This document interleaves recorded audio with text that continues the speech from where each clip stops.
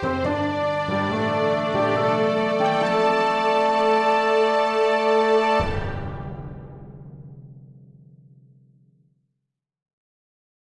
story seekers. I'm Ben.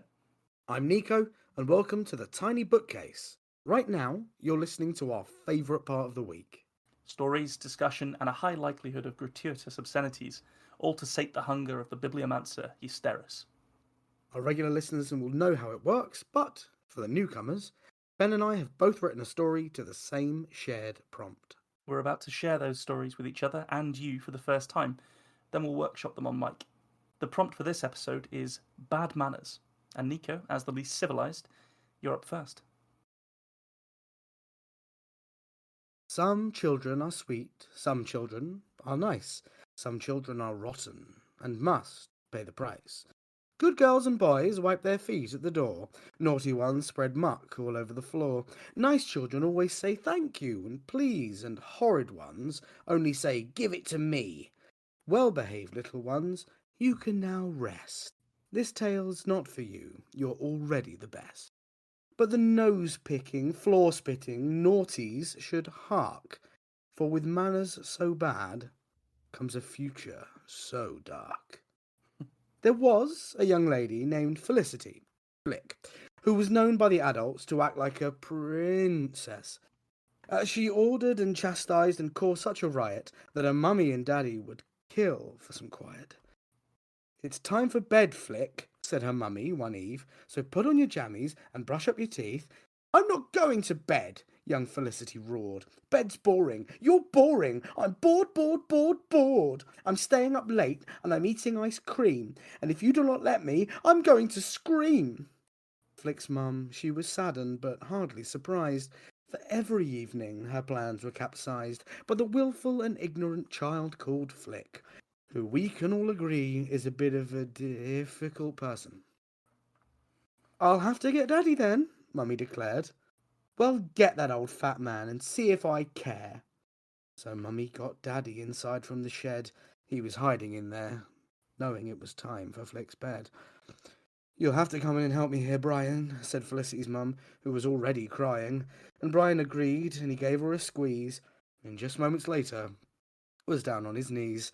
I'm begging you, sweetheart, it's time for our sleep. Through the window he could hear his exhausted wife weep. We had ice cream for breakfast, for lunch you had fudge, for dinner ice lollies. I don't mean to judge, but you've not had a veggie in nearly 2 years. You've reduced your mother to nothing but tears. We're mighty fed up. And he stood as he said, That's enough now, young lady. You're going to bed. What followed was nasty. A whirlwind of sound as she kicked out her feet and threw herself to the ground. I won't, no, I won't, thus the tantrum began. I won't go to bed. You can't make me, old man. This just proves you don't love me, or you'd let me eat cake. And again, Mum and Dad felt their tired hearts break. So they picked up each other and they went up to bed, while Felicity sat and watched telly instead. In the morning, while she was asleep in Dad's chair, Mummy had an idea, and her father did share. We should write to the paper and put out an ad, get an expert to deal with our child who's bad. It should say, helper wanted, age and sex, we don't care, we need a new nanny, a helpful au pair, or someone with expertise with a straitjacket. Please come to our home and we'll pay you a packet. Our daughter is awful, she's messy and mean, so if you have the guts to help us get her clean, you'll be hired tomorrow, we're ready to go. If interested, call the number below. They waited a day, and they waited one more, and when they thought they couldn't wait any more, because what they were asking was too great a chore, there came a rap tapping upon the front door. They opened it quick, not sure who to expect. An old woman, becloaked, was still on their front step. Good evening to you both. I'm here about your ad. Mum and Dad whisper in, Oh, we're rightfully glad. But then from the back room there came a great crash. I've broken the telly. We'll pay you in cash. The old woman stood quiet as Mum and Dad sweat. Then came a moment Flick would learn to regret. She burst in the room where the trio was stood and ignored the old stranger bedecked in her hood. I said that it's broken. We need a new screen.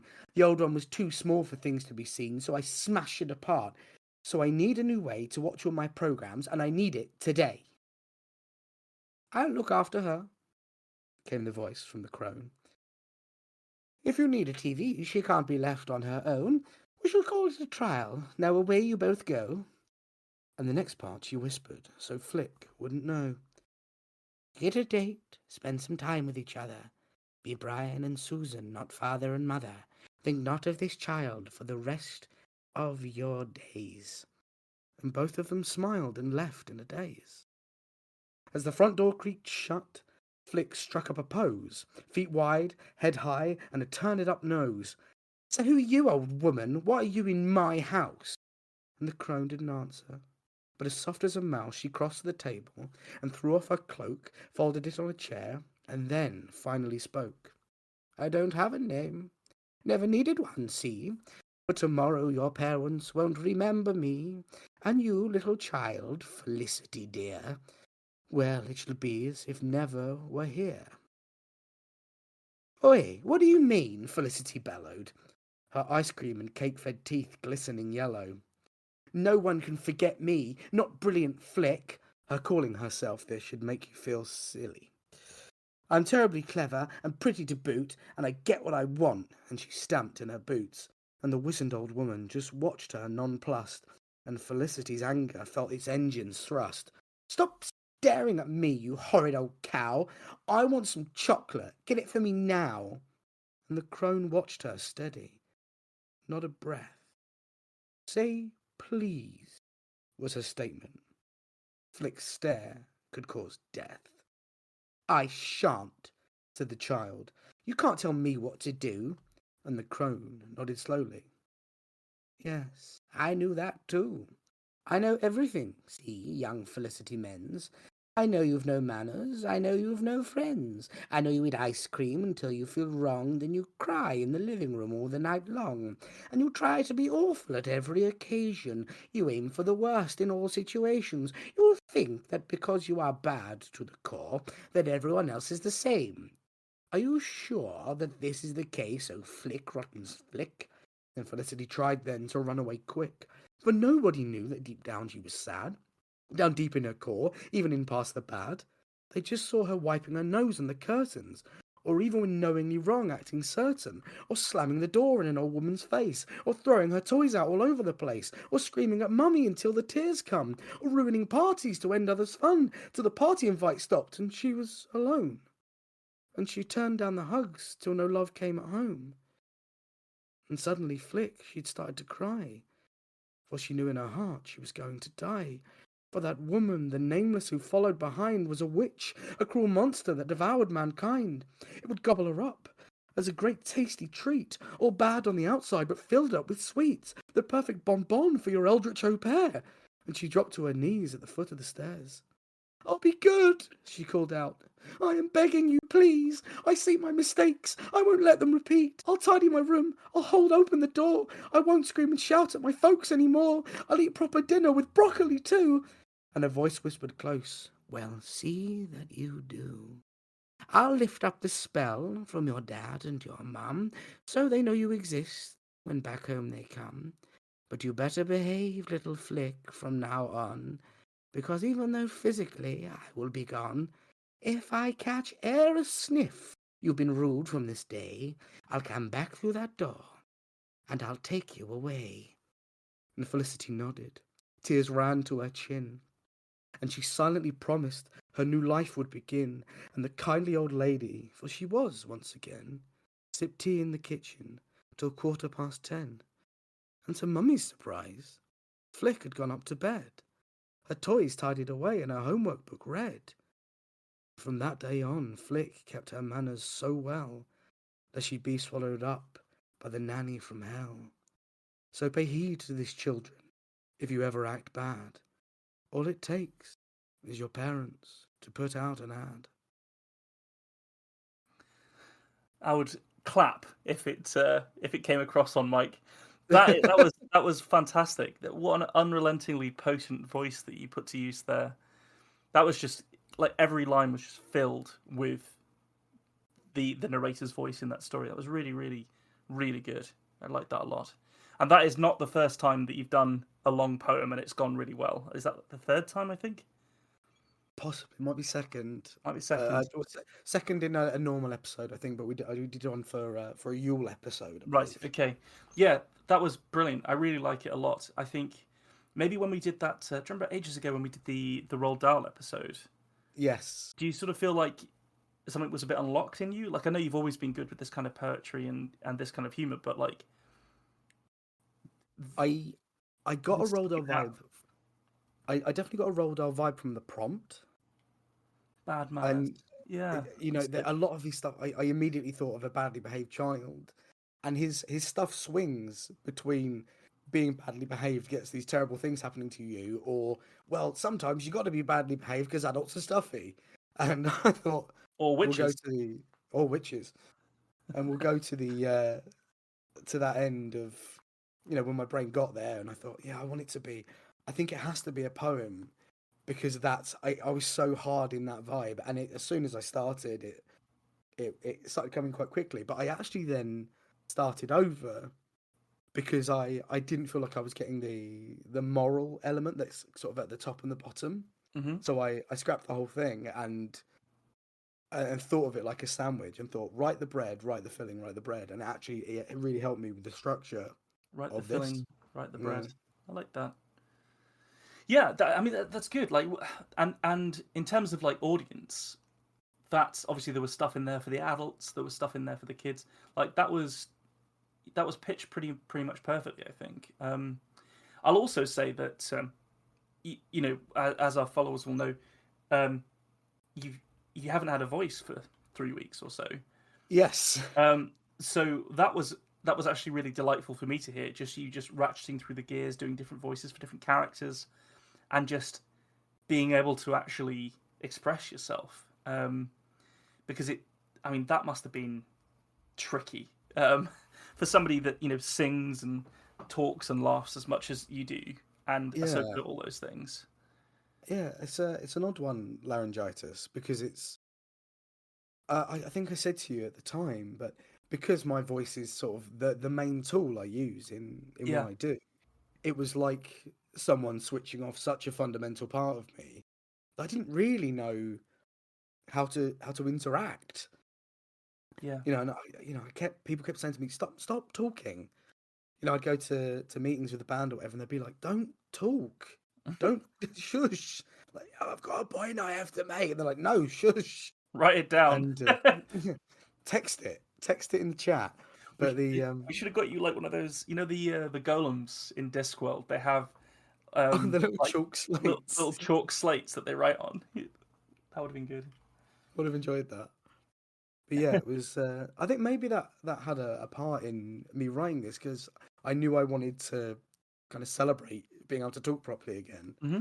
and something with a rhythmic structure means you have to push in a way, to because you have to have a lot of breath control, otherwise it will slow down. And yeah, possibly set myself a quite a difficult task for the first one back after being I, ill, yeah, but I don't know I with the enjoyed difficult delivering parts it. because obviously Yeah, you can do this. This is well inside your remit, and you can and your skill set like it is well tailored towards this.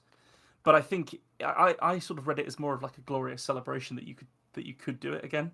yeah, So I enjoyed that a lot. That was very positive and heartwarming for me. But also the actual content and execution of it was also excellent. So that's really good. I like. Would it? Is it beyond the realms to imagine that you could put together a short like children's book in that vein? Like that. This is I mean something it's that you very could potentially possible. publish Yeah. this kind of thing. Like this is good. It's something I've thought about before, but I feel like my jokes are often too dirty, so I'd have to go through a process of probably giving it to parents and saying, "Would you read this to your child? Is this too much?" But yeah, it's definitely something to think about. At least for myself, because as soon as I realised what your tone was and what your audience was, quite near the start, I started to read it as though, like, listen to it as though I were a parent to like figure out whether I would read Yeah, this on. And I think you did the right thing where the jokes you had to be in the no, you have to be an adult to get them. I think. yeah. So I think that was. I think you were okay there. I think that would. I could be entirely wrong. I'm not a parent, but Answers on the back of a postcard, yeah, listeners. definitely. I look forward to angry letters from parents. You have defiled my child's mind. I didn't mind the mutilation of prostitutes into chimps, but this is too far. Yes. God, thank you for reminding me about that. By the way, Oh, that was a long time ago. yes, That. it had almost faded from memory. Ah, Oh, mind delightful. burning. Right. I Well, I'm gonna follow that up. I I think think you with ought to fire back. yeah. I'm using a very different gun. I don't know. This is bad manners. Bick arrived ostentatiously early and stood awkwardly by his seat pod. It wouldn't do to be too keen for the announcements, but he felt he needed to find out who his neighbour was.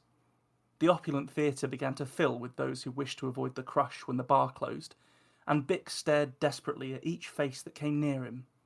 None moved to sit by him. The lights dimmed twice in quick succession, and Bick gave out an exasperated little sigh. The crowds began to push in from the bar, quick-stepping to reach their seat pods before the lights were dimmed entirely. Every one of them was dressed in their finest clothes. Stain-proofed silk gowns and splash-resistant suits decorated the bodies of every proud attendee. Bick's own suit was the first he had ever owned, and it made him feel like a more impressive man when he wore it. One little tech boom and his startup successes had catapulted him into the rarefied air of the elite announcement chamber. That meant no more ad breaks in the plebeian screenings he'd been attending since he matured, and no more sticky seats. If only he could bust a nut there, like every other sane attendee. He studied the faces of the stragglers, but saw no sign of anyone coming to sit near him. Other people, having happily readied themselves in their seat pods, began to look at him with suspicion. One woman directly behind his pod cleared her throat pointedly as she squeezed lubricant onto her gloved fingers. Her manner suggested that this newcomer curiosity would not be permitted for much longer. Bick lingered until just after the lights went out, quickly sitting down when another throat was pointedly cleared at him. They say you haven't made it until you bust at announcements. He'd been trying, pumping his limp noodle between sweaty palms to do just that, but every time he got close, there was his neighbour, putting him off his stroke. Bick tried not to dwell on that as the orchestra came out to polite applause. The screen above them was illuminated white with black text appearing. State-sponsored announcements. Elite Chamber Edition. Gratuitous pornography filled the huge screen immediately afterwards. The slapping of flesh on flesh echoed through the chamber for a long moment before the orchestra began to provide accompaniment to the moans. Bick unzipped and began to fiddle with himself. He found that his eyes were straying from the screen to stare at the table that decorated the partition between his seat and his neighbour's. His overpriced glass of wine, placed there in a vain attempt to make a barrier, sat untouched. The screen flicked over to a split view as the announcements began to scroll down next to the pornography. The wars, death tolls of sicknesses, forest fires, droughts, and genocides that were, he knew, common occurrences in other countries were laid out before him. A sickeningly heavy dose of Schadenfreude. Bick tried to build up his stroke and keep it going, knowing that he was lucky to live in the best country in the world. A certain rod-like tumescence began to swell in his hands. He smiled at his success as the announcements began to detail the superior goings-on of his countrymen.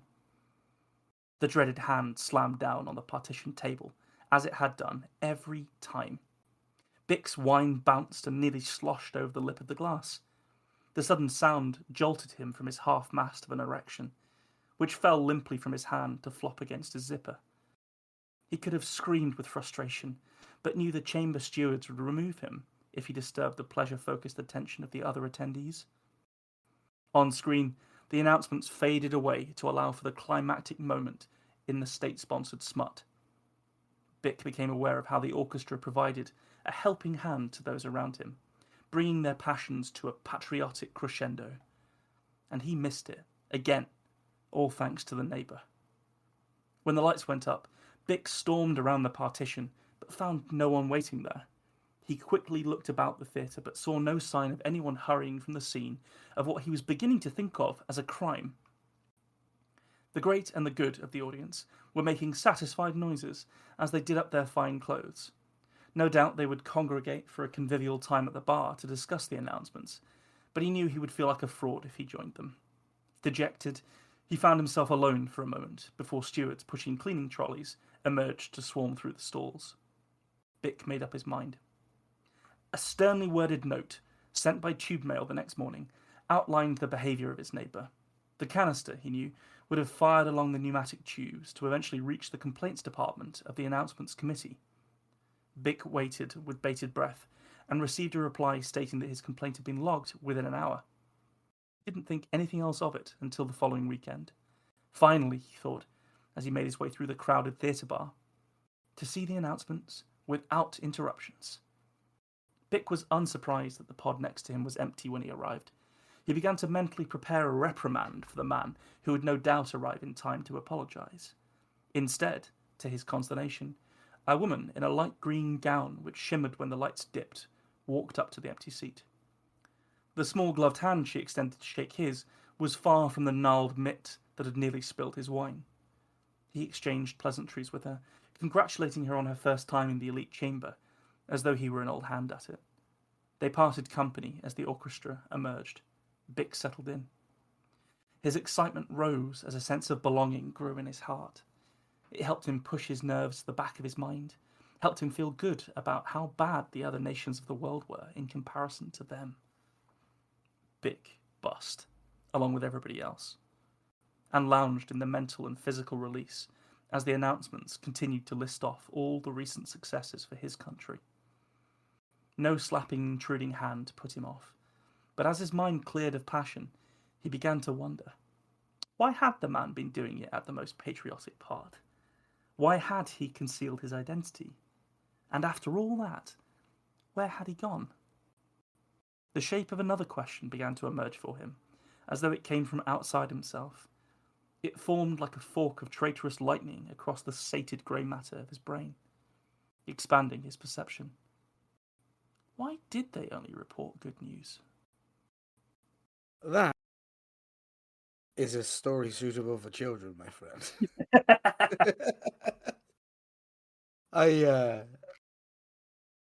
I started taking notes. This is often the case with the stories that we tell each other. I'll start writing notes. The first note I wrote was ostentatiously early is a brilliant inversion of fashionably late. Yeah, yes, that was what I was doing. I like it. It's really good fun. My next note is I'm going to read it verbatim. Okay. Oh fuck, is this some sort of jizz coliseum? And then I stopped taking notes because it started getting too interesting. Do you know, like, obviously, it starts interesting, and then I'm like, wait, I'm gonna miss. If I'm writing, I'm gonna miss something. And I didn't want to miss it. And then it was a fascinating sensation because I was like, there's a world here I'm trying to unpick, and then you would just throw in, you know, really desperately sort of flapping his cock around trying to get it hard. I'm like, wait, no, hang on, no, what's the political stuff that's happening? What's the deep law? Like, oh, he's lost his boner because the guy's slapping the table. That's a shame, I guess. But what regular genocides? What's happening? yeah, that was pretty much the shape of what I was trying to do. Has our recent enjoyment of Helldivers 2 had any Oh yeah, influence on that? oh yeah, yeah, That big now, time.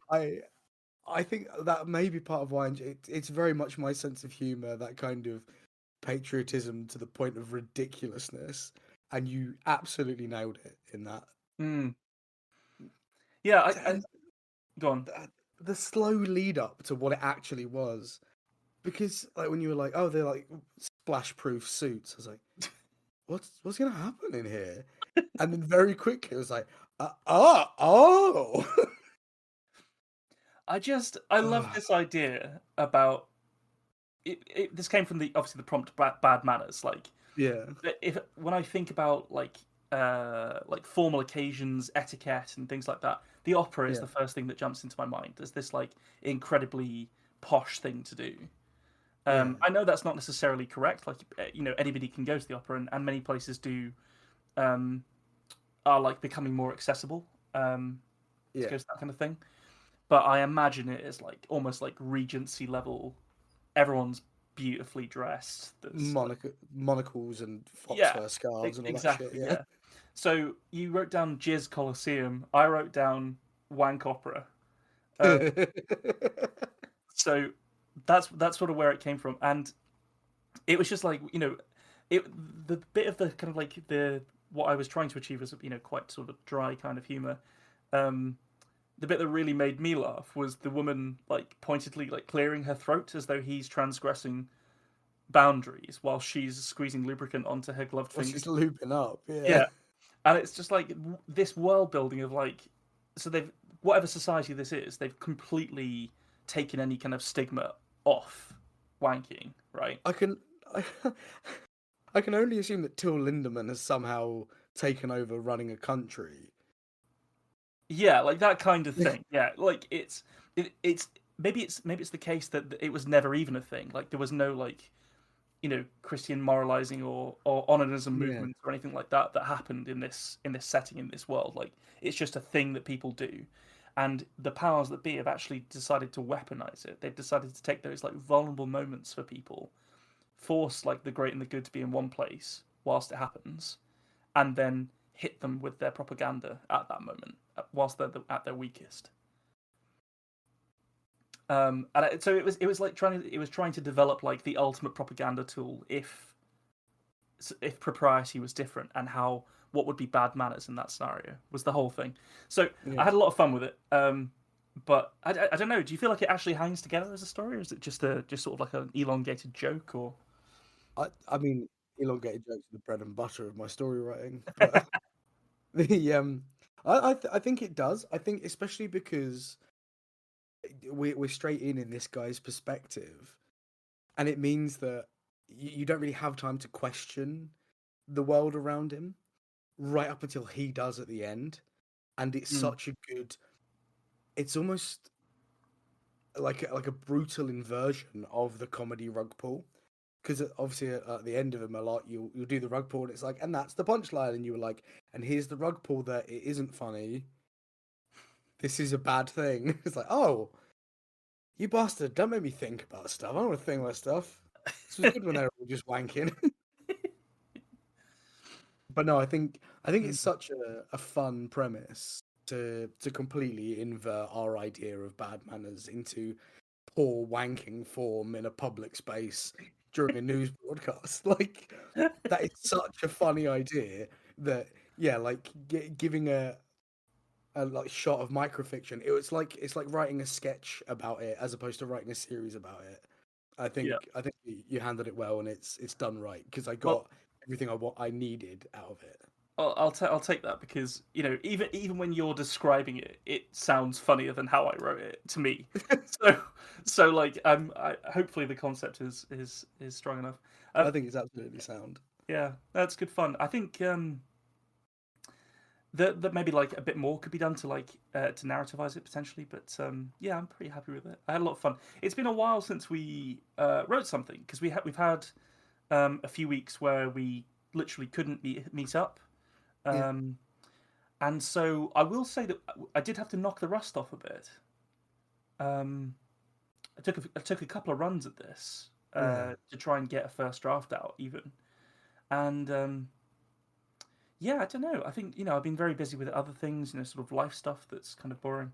Um, it was good when I eventually pushed through, and it felt yeah, like picking up an old tool sort of thing, doing something potentially a bit different because this is I think this is out of character for me. This story. yeah. Um, yeah, but it I was a think lot of it's fun. becoming more in character. I think you're becoming more comfortable and confident in where your strength of comedic writing lies. If I Because am, it's entirely coming from you. Like that's like that confidence to actually. I wouldn't have tried to write this story a couple of years ago. yeah, There's no way. I would have been like, oh, I can't handle that. I don't have the toolbox for this. I think I think that definitely works for you. Is you're not a punchlines guy. No, no. Like I'm very much like set up. gag. Like that's what I can do. But it's the intricacy of the situation that makes it so funny. Yeah, I like And absurdist flights of yeah, fancy. That's how I express my humor, I think. Like and even in conversation, like I just do yeah, that sometimes. I think that's being able to turn that now into written work. That's a skill that I think it's really nice to see it grow in the way that Mm, it has and continues to, cool. because Oh, well, it's I'll keep yeah, at it. it's just very cool to be listening to something you've written and be like, that's that's really fucking funny, and I'm glad that it is, Mm, and shocking in the right places, and it shows you love comedy in the same way that I do, and you watch an awful lot of comedy like I do, and you very clearly have an understanding of like when it should be gross and when it should be, like how the ebb and the flow of it should move, and I think you are really now starting to get how to put that into your own work. So it's going to be mm. really interesting to see what you can come up with as we That's really move on. cool. Thanks, man. I think there's they say that the that classic thing of the comedy and tragedy being two sides of the same Yeah, coin, I think two sides of the same mask. I've always been ever since being like a sort of fairly sort of not depressive, but like like dour youth. Like yeah, into like emo music and all the rest of it. Like I've always been very comfortable expressing tragic and hot, like unpleasantness and yeah, grimness in the world. So it is kind of nice to be able to sort of like try and tilt that and see like create that kind of absurd comedy based around that as well. Yeah, it's a lot of fun. It feels pretty good. But it also still does feel like a departure from my normal voice. But yeah, maybe it's just an inversion of it rather than anything too yeah. distinct. Yeah, I think it's turning the blade around and seeing what the other side does. Mm, It is this one's interesting. serrated. I I think what's really interesting about written comedy is that it's not like this is how you write comedy. There is no black and white. This is how it goes. Because first, comedy is so subjective. There are, and I genuinely can't believe it in many ways, but there are people who just don't get Terry Pratchett, for example. They're like, Hmm. I don't really understand like what's meant to be funny about it.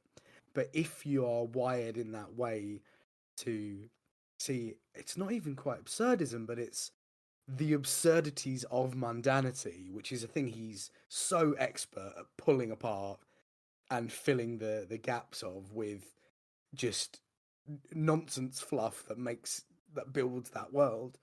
Like it's masterful and unbelievably simple all at the same time. Yeah. And I think it's because he knew exactly what he thought was funny and how to make a joke about that. And I think that's the skill.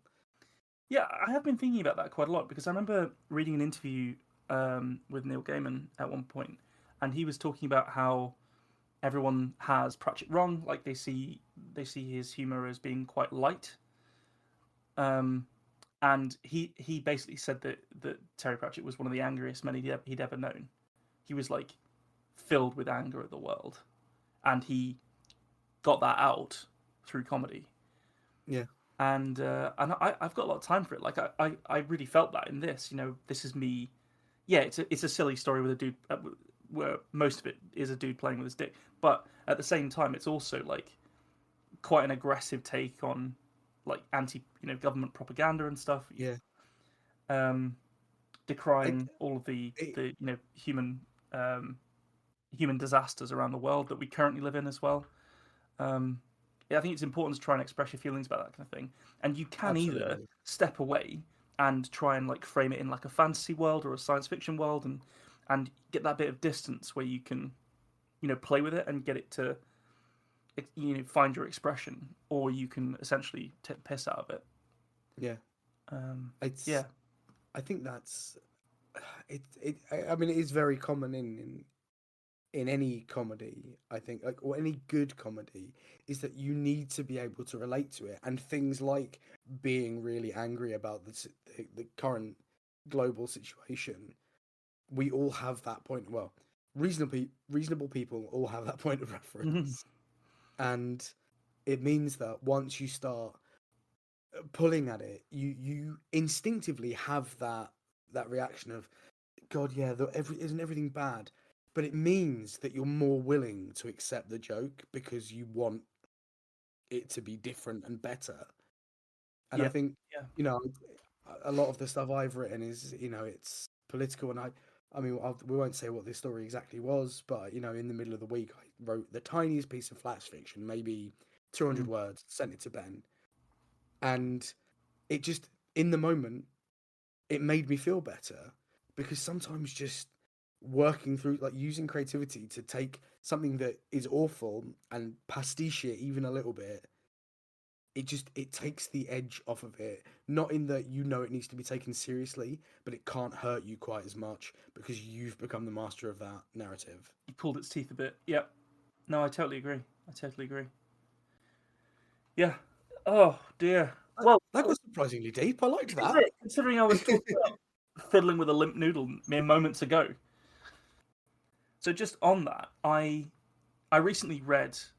I've been very much enjoying the show Shogun on Yes. FX, which I think is just a glorious bit of storytelling done really really well. But I've been reading the book that goes along with it that was written in Yeah. like the 70s or something like that, and I feel like in there is another kind of writing that I'd quite like to explore a bit more, and it's almost like bombast. That's how I describe it, Okay. just bombastic. And the amount of times I found myself like grinning to myself because something was so like ostentatiously cool, like Yeah. or or just ridiculously over the top. Somebody would say something, and it'd be like an 80s hard man talking, but in 1600s Japan, and he was the It's English. like Macho Man Randy Savage in Yeah, Evil yeah, Dead. yeah, shit like that. And I was like, this would be fucking great if you just transpose this into whatever historical period you want, just to write like this. It must have been so freeing for James Clavell Yeah. to write like that. I Um, I I could enjoyed it a see a lot. medieval, you know, two lords looking at each other across the field, like, "You ready to get this, sucker?" Yeah, yeah, exactly. Do it. Absolutely. Um, and then, so just, I think I'm trying to explain how I like reached this point where I could like write something like this.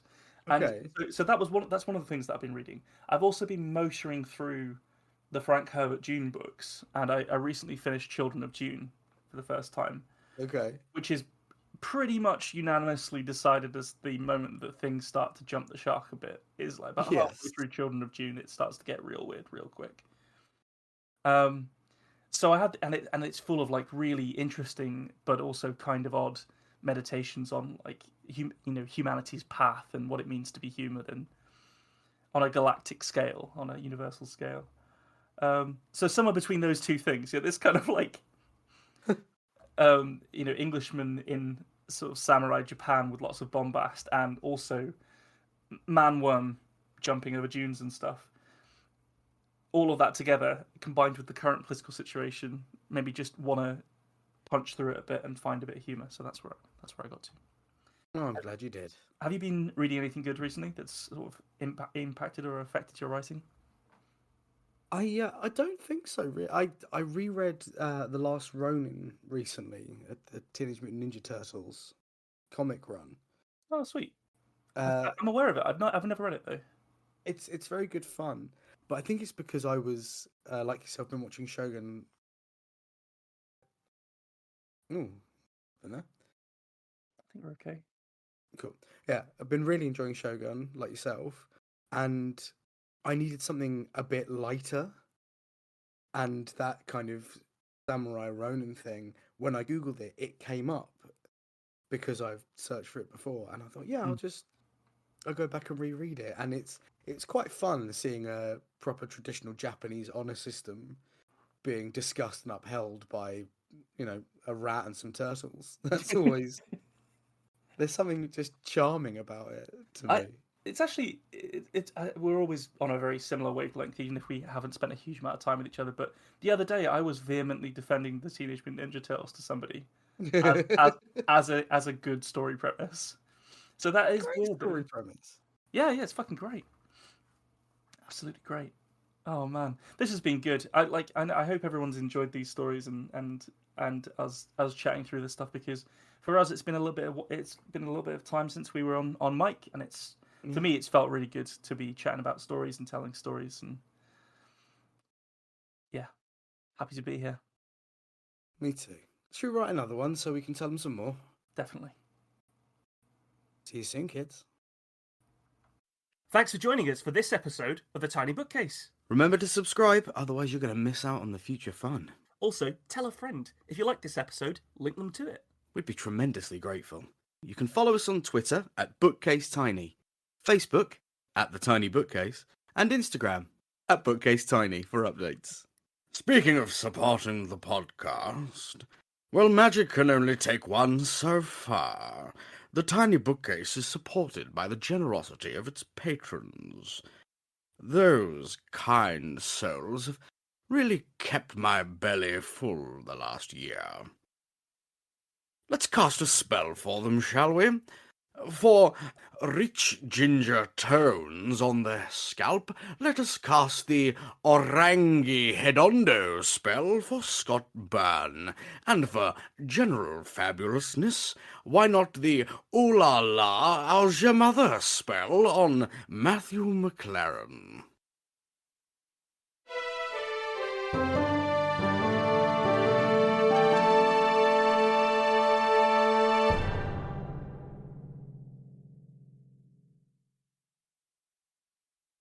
How do you come up with that shit, man?